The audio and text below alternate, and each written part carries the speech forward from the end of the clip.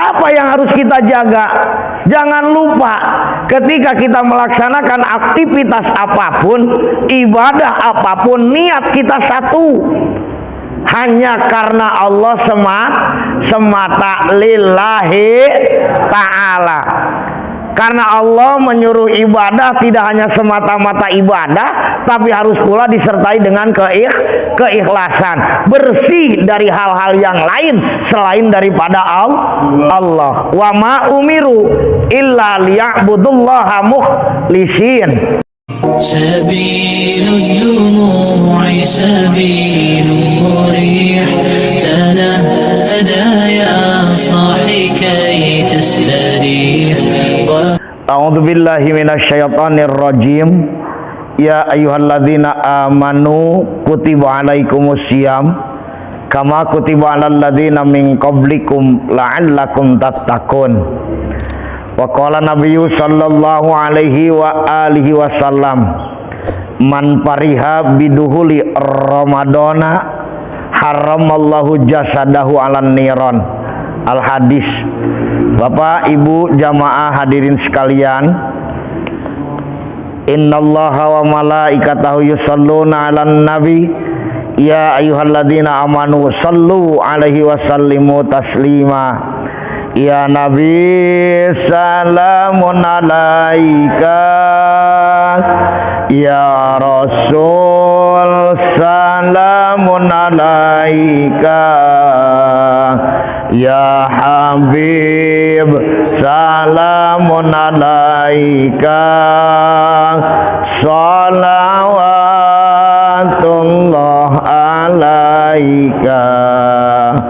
Mun hoyong dihampura dosa ku Allah anu kawasa, syarat nama mung ukur dua, pidawuh Allah Ta'ala. Kahijina kudu mahabbah ka Allah anu disembah, kadua nama mutaba'ah turut-tumut ka Rasulullah.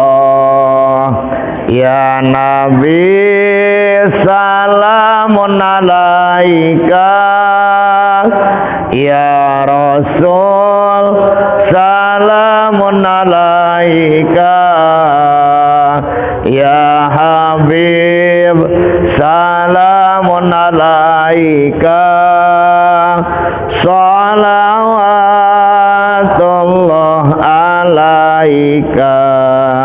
Allahumma salli wa sallim wa barik alaih. Hadirin jamaah yang insyaallah dimuliakan oleh Allah Subhanahu wa Ta'ala, mungkin ini malam Jumat terakhir di bulan Sya'ban,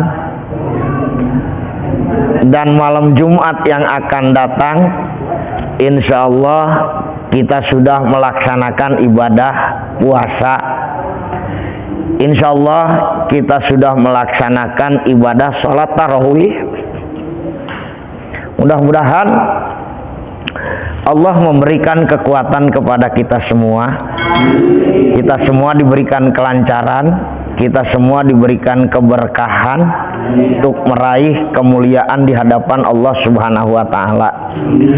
Jamaah rahimakumullah, sering kita mendengar barang siapa yang merasa gembira dengan datangnya bulan Ramadan, maka diharamkan baginya jasadnya masuk nerakanya Allah Subhanahu wa Ta'ala. Dan itu adalah sabda dari Nabi kita, Nabi besar Muhammad sallallahu alaihi wasallam. Selaku umat Islam yang memiliki keimanan dan keyakinan kepada Allah Subhanahu wa Ta'ala, bagaimana tidak akan merasa bahagia dengan datangnya bulan Ramadan? secara dohiriyah pun kita bisa merasakan betapa nikmatnya bulan Ramadan. Fakta memperlihatkan pada setiap bulan Ramadan masjid ramai dengan yang berjamaah, masjid ramai dengan yang membaca tadarus, sholawat, dan kegiatan-kegiatan keagamaan. Diakui atau tidak diakui, sholat subuh berjamaah itu terbanyak terjadi di bulan Ramadan, di bulan puasa. Maka dengan suasana seperti itu, siapa sih umat Islam yang tidak berbahagia kalau dia memang memiliki keimanan? Insya Allah ketentraman terasa dalam kehidupan kita. Itu minimal kenikmatan yang Allah berikan kepada kita. Apalagi seandainya kita mendapatkan anugerah yang luar biasa dari Allah.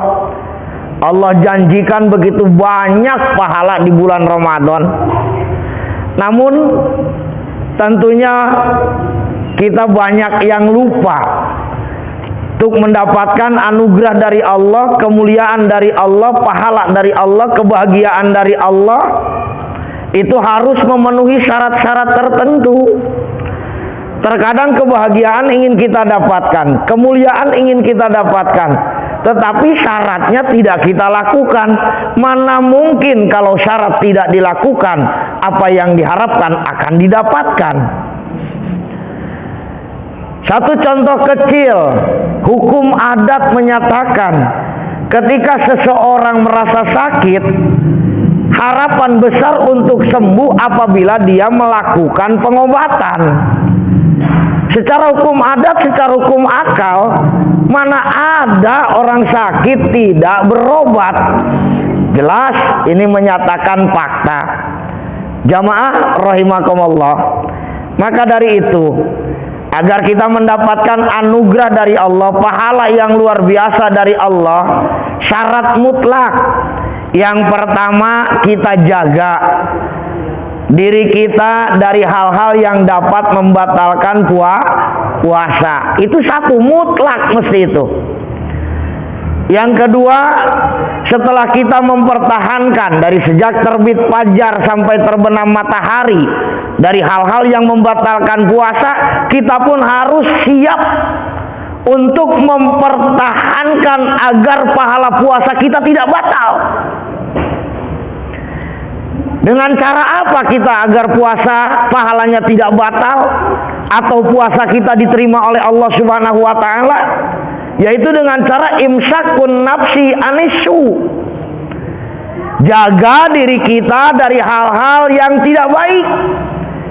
Jaga diri kita dari perbuatan-perbuatan yang tidak diridhoi oleh Allah Subhanahu wa taala. Dohiron wa batinan. Jaga perkataan, jaga penglihatan, jaga pendengaran, jaga perbuatan ataupun jaga pekerjaan dari hal-hal yang tidak diridhoi oleh Allah.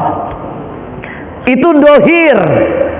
Batiniah kita pun harus dijaga agar puasa kita atau ibadah-ibadah yang lainnya diterima oleh Allah Subhanahu wa taala. Jelas batin ini pun harus dijaga.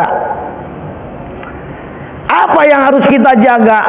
Jangan lupa ketika kita melaksanakan aktivitas apapun, ibadah apapun, niat kita satu, hanya karena Allah semata lillahi ta'ala. Karena Allah menyuruh ibadah tidak hanya semata-mata ibadah, tapi harus pula disertai dengan keikhlasan, bersih dari hal-hal yang lain selain daripada Allah. Wa ma umiru illa liya'budullaha mukhlisin. Allah tidak semata-mata memerintah ibadah, kecuali ibadah tersebut hanya atas dasar karena Allah. Kemudian apalagi yang harus kita perbuat agar pahala kita dapatkan, anugerah kita dapatkan dari Allah Subhanahu wa taala? Ingat, ketika kita kuat melaksanakan puasa, ketika kita kuat melaksanakan sholat, atau ketika kita kuat melaksanakan ibadah-ibadah yang lainnya, bukan kita yang kuat, tapi Allah menguatkan kita. Itu tekad yang pasti yang harus ada dalam hati kita. Bukan kita yang kuat, tapi Allah yang memberikan kekuatan. Toh pola dasar kita siapapun adalah la haula wala quwata illa billahil aliyil azim. Kita tak memiliki daya, kita tidak memiliki kekuatan, kita tidak memiliki apapun. Semua itu hanya semata-mata pertolongan dari Allah Subhanahu wa ta'ala. Mudah-mudahan Allah memberikan kekuatan, keberkahan, dan kenikmatan kepada diri kita semua, keluarga kita, orang tua, dan guru-guru kita, juga muslimin muslimat, mukminin mukminat yang masih ada ataupun yang telah tiada. Amin ya Allah ya Rabbal alamin. Lebih kurangnya mohon maaf. Astagfirullahaladzim.